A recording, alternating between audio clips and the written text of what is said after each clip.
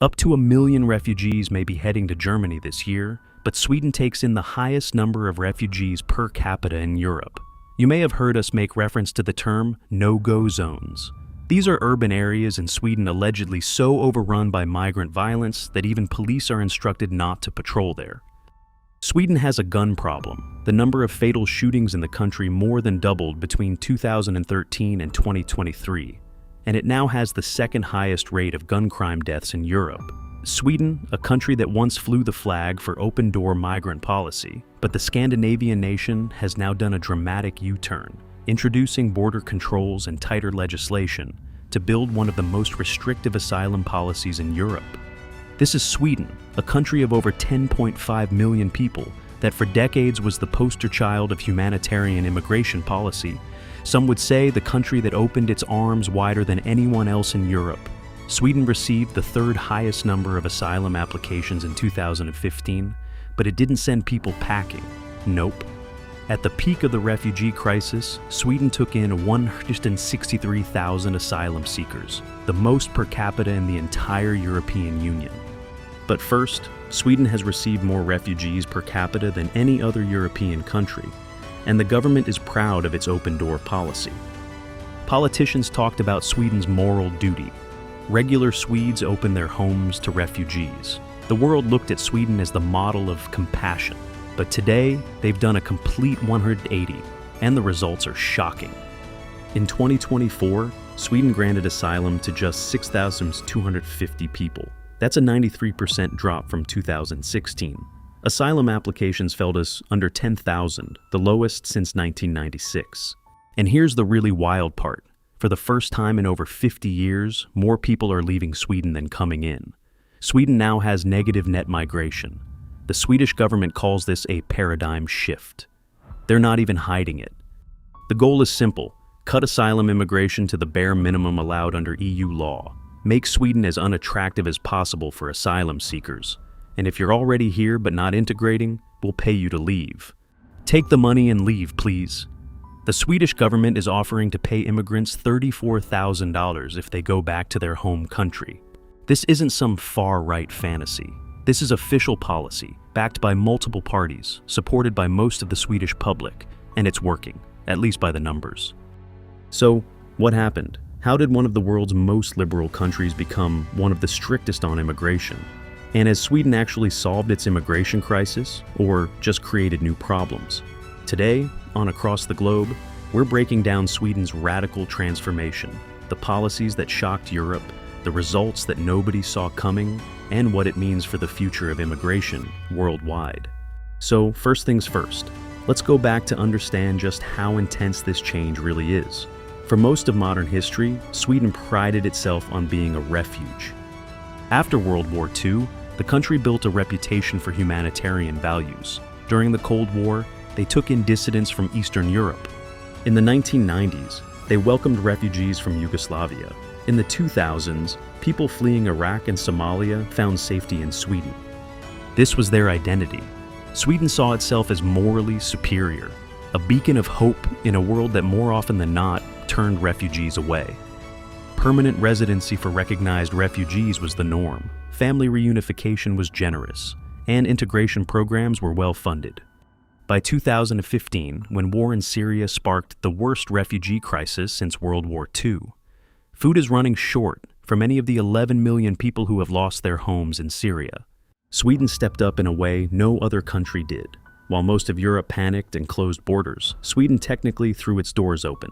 As we mentioned earlier, 163,000 asylum seekers arrived that year. In a country of just over 10 million people, that's like the United States taking in over 5 million refugees in a single year. Swedish citizens donated clothes, volunteered at refugee centers, and even housed families in their own homes. Sweden was showing the world how it should be done. Politicians from across the spectrum supported the policy. This was Sweden at its humanitarian best. But it was also the beginning of the end for Sweden's open-door policy, because what happened next would change everything. The problem wasn't the refugees arriving in 2015, it was what happened after. Sweden suddenly had hundreds of thousands of new arrivals who needed housing, language training, job placement, and integration into a homogeneous Nordic society. And simply put, the system couldn't handle it. Refugee housing centers popped up in small towns that had never seen diversity before. Local governments were overwhelmed, suddenly expected to provide services, education, and housing for hundreds or thousands of newcomers with no advanced planning. Ethnic enclaves formed quickly in suburbs around Stockholm, Gothenburg, and Malmö. Areas like Rinkeby, Tensta, and Rosengård became heavily immigrant-dominated neighborhoods where Swedish was rarely spoken on the streets. Refugee unemployment remained absurdly high because many were unable to find employment that suited their skills, and many had difficulty learning the Swedish language, despite it being widely considered as one of the easiest languages to learn. Others experienced hiring prejudice. Some towns became reliant on welfare, which caused conflict with native Swedes who felt their taxes were being used to support non-economically active individuals. Fundamentally, the reality was clashing with the ideal of successful integration. And then the crime started. By the late 2010s and early 2020s, gang violence exploded in immigrant-heavy neighborhoods. Shootings, bombings, organized crime, and this quickly began spreading from the major cities to the smaller suburbs and towns.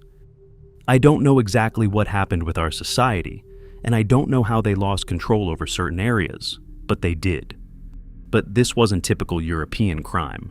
This was something Sweden had never experienced before.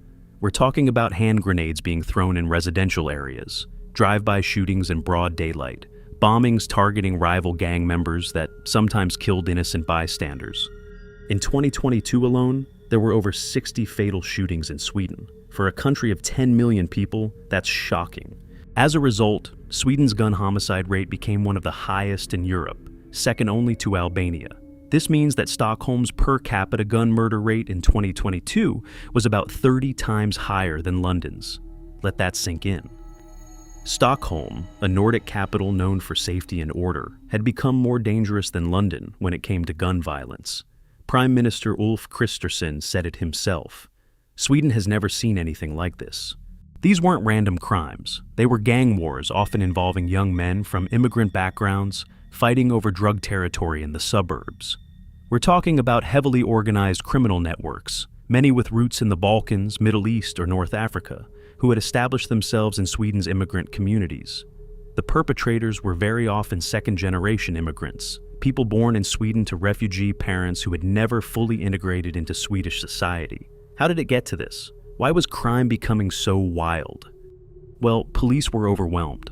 While the force has a large number of employees overall, around 34,000 in 2020, the number of officers per 100,000 inhabitants, 209, is lower than the EU average.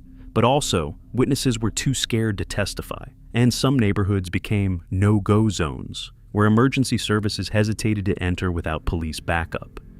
The contrast with Sweden's image as a safe, peaceful country couldn't have been sharper. The Swedish public watched their orderly society unravel, and they demanded change. In September 2022, Swedish voters delivered a verdict. The Sweden Democrats, a party with roots in neo-Nazi movements that had been treated as political outcasts for decades, won 20.5% of the vote. That made them the second largest party in parliament. This was a party that just 10 years earlier was winning single digits. Now they were in second place. So for the first time, the anti-immigration far right had real power, and they knew exactly what they wanted. Conservative leader Ulf Kristersson became prime minister, but only with Sweden Democrats' support.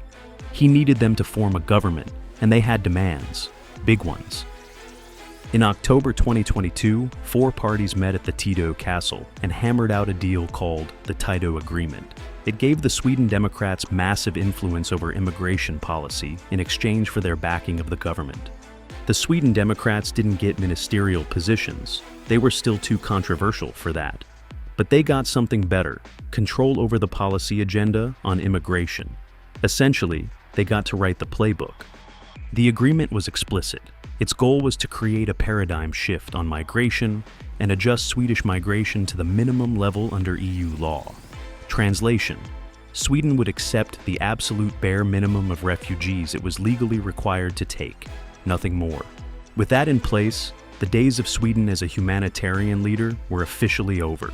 Even mainstream parties that had supported generous immigration policies for decades suddenly shifted right. The moderates, Christian Democrats, and liberals all signed off.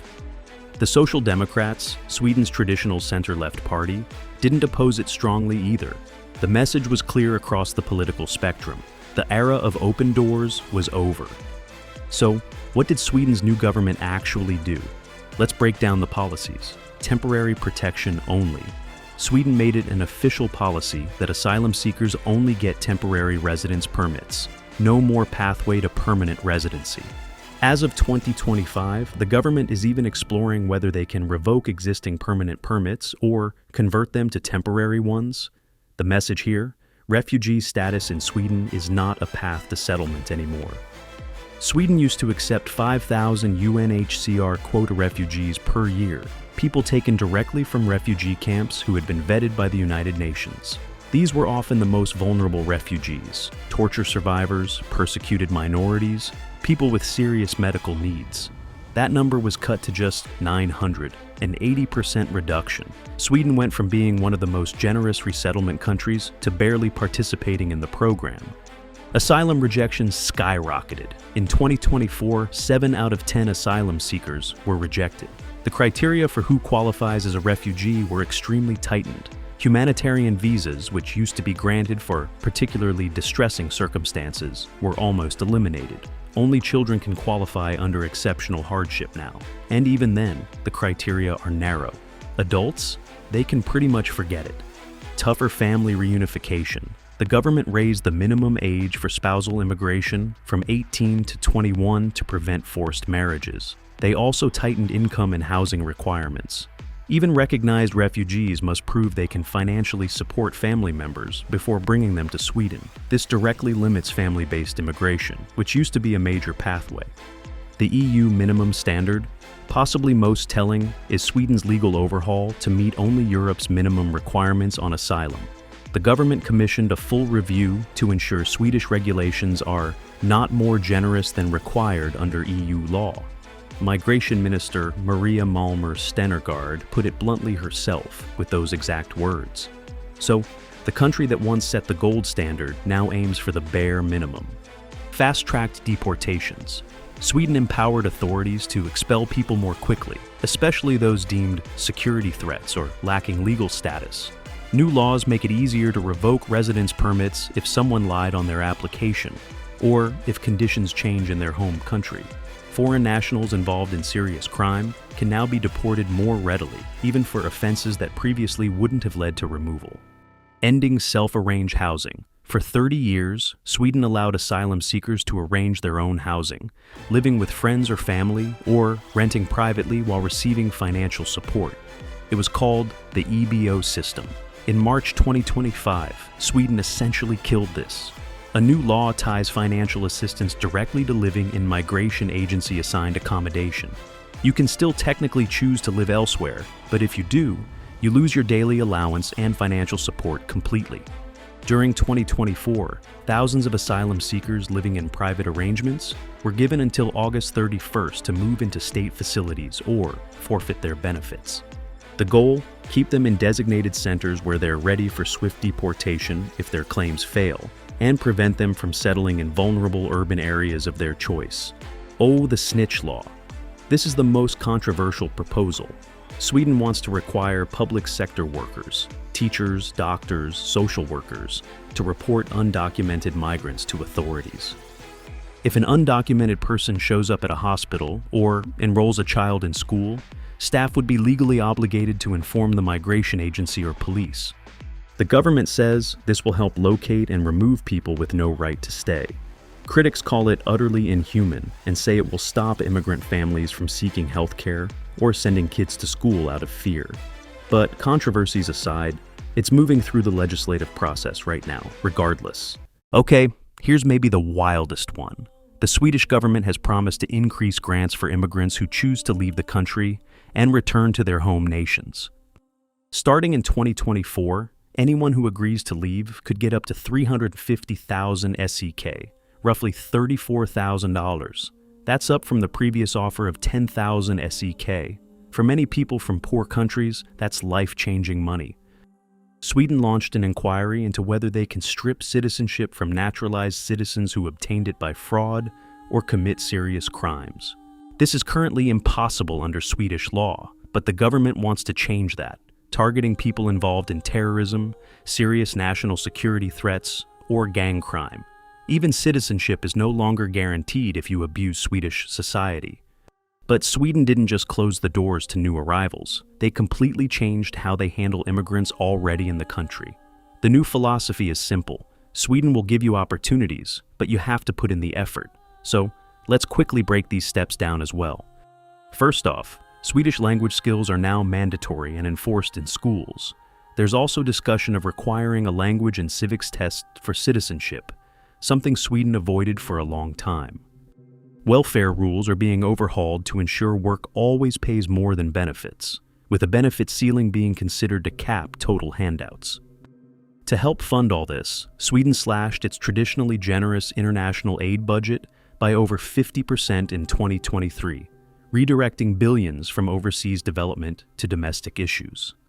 Again, the message is clear. Integration is now demand-based. Learn Swedish, find work, adopt local norms, or face consequences. So, after all these policies, what actually happened? Well, the numbers are serious. Let's take a deeper look. In 2024, Sweden issued just 6,250 asylum-related residence permits. That's the lowest since at least 1985. For context, Sweden approved over 86,000 such permits in 2016. Applications are similarly low, under 10,000 in 2024. Here's what makes this even more remarkable. In 2024, total asylum requests in Europe topped 1 million, nearing 2015 crisis levels. While asylum seekers surged across the continent, Sweden's numbers kept dropping. Sweden effectively opted out of the migration surge through its strict measures. What about negative net migration? Well, for the first time since the 1970s, more people are leaving Sweden than coming in. In early 2024, Sweden had negative net migration. Emigration rose notably among people born in Iraq, Somalia, and Syria, to the point that those communities experience net population loss. Some are returning home. Others are leaving for third countries in the middle of Sweden's harsher climate for immigrants. The migration minister hailed this as necessary to strengthen integration. So Sweden has effectively stemmed the inflow and reversed the migratory tide, something no other major Western European nation has achieved in recent times. But what does the general public think about all this? Despite how extreme these policies sound, they're popular. By 2023, 73% of Swedes said immigration in the past decade was too high and a problem for the country. Immigration jumped to a top-tier voter issue. The 2022 election was effectively a referendum on law and order and migration, and a majority voted for parties promising a crackdown. But of course, not everyone thinks this is a success story. Human rights groups have sounded alarms. Amnesty International Sweden stated that thousands of homeless and destitute EU migrants, mostly of Roma origin, are living in desperate and dangerous situations across the country, and warned that many measures put in place risk seriously harming the rule of law and stigmatizing non-Swedish citizens. Civil rights defenders noted that several proposals clearly breach human rights norms Sweden is committed to. The snitch law, requiring teachers and doctors to report undocumented migrants, has provoked outcry from educators and healthcare professionals who say it betrays their professional ethics and eats away at trust. There are also practical concerns. Labor shortages are coming up. Sweden's population growth, previously driven by immigration, is slowing. Industries like tech and elder care that rely on foreign talent worry the climate is becoming too hostile, even for skilled immigrants. And then there's the question of social cohesion. Will these hard policies integrate communities or further alienate those who feel targeted? The push for assimilation could reduce segregation over time, but in the short term, it's provoked anger among immigrant advocates. And here's the thing many people don't talk about enough. Sweden's transformation is part of a broader European trend. Denmark pioneered many of these policies. The Netherlands is following suit. Even Germany has tightened border controls. But Sweden is different because of how far it's fallen. This was a humanitarian superpower, the moral leader, the country other nations look to as an example of compassion and openness. And now, Sweden is racing to be as restrictive as Hungary or Denmark. The government frames it as responsible and sustainable in the long term, redefining Sweden as a country for labor immigration, rather than asylum immigration. Politicians in other countries are pointing to Sweden's turnaround to argue for their own crackdowns. When it all boils down to it, Sweden has gone from a cautionary tale of naive generosity to an example of how to get tough and halt a migration crisis. So, we gotta ask, has Sweden actually solved its immigration crisis?